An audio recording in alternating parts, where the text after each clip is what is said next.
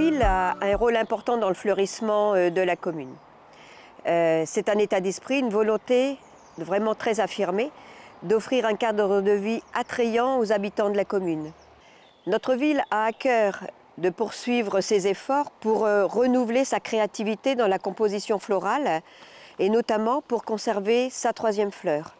Le rôle des serres municipales nous amène à produire chaque année 7100 annuels ainsi que 6600 plantes bisannuelles, ce qui représente au total 140 variétés. Le fait de produire en interne favorise les circuits courts avec notamment une réduction des coûts de production si nous devions tout acheter. Ce qui nous permet également d'être libres sur le choix de nos plantes utilisées afin de tester de nouvelles variétés. Donc avant, les lieux d'embellissement étaient composés principalement de plantes florales. Aujourd'hui, il y a une diversité. On combine en fait les arbustes et les plantes vivaces qui favorisent la biodiversité. Et on a une lecture du paysage au fil des saisons. Donc, compte tenu du réchauffement climatique et de la prise en compte en fait, de la gestion de l'environnement, nous avons modifié notre mode de gestion des espaces verts et du fleurissement. C'est une gestion plus esthétique, plus économe, plus écologique en fait, de nos espaces. Cela consiste à la réduction de la consommation d'eau. Nous disposons d'arrosage automatique de type goutte à goutte dans la plupart de nos massifs.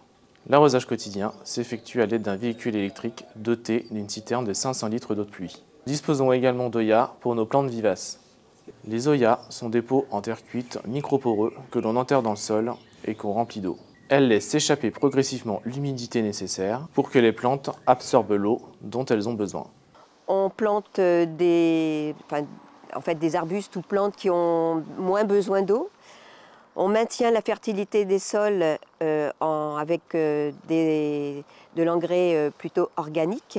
Nous paillons systématiquement tous nos massifs avec du paillis de miscanthus afin de conserver l'humidité et de limiter la pousse de mauvaises herbes. Et cela permet d'avoir un apport de matière organique quand le paillis se décompose dans le sol.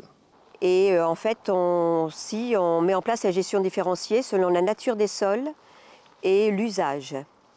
Ce qu'on peut rajouter, c'est que la nouvelle place de la nature en ville et l'évolution des espaces verts, on a de plus en plus d'espaces verts à entretenir, impose de réfléchir différemment le fleurissement en revoyant en fait les pratiques d'hier et en mettant en place tout ce qui est attrait au développement durable sous l'aspect économique, social et sociétal. Alors, les initiatives de la ville sont nombreuses. On a mis en place Fleurs de rue.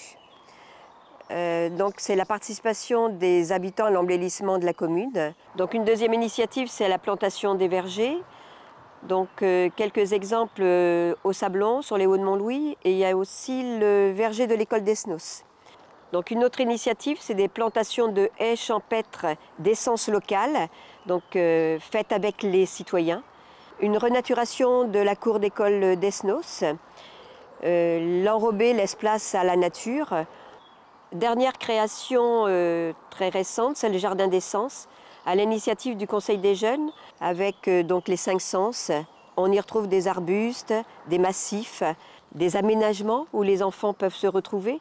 Et c'est un lieu de rencontre qui est très apprécié par tous. Nous devons changer notre regard sur en fait, le paysage et sur l'acceptation de la flore spontanée sur l'espace public.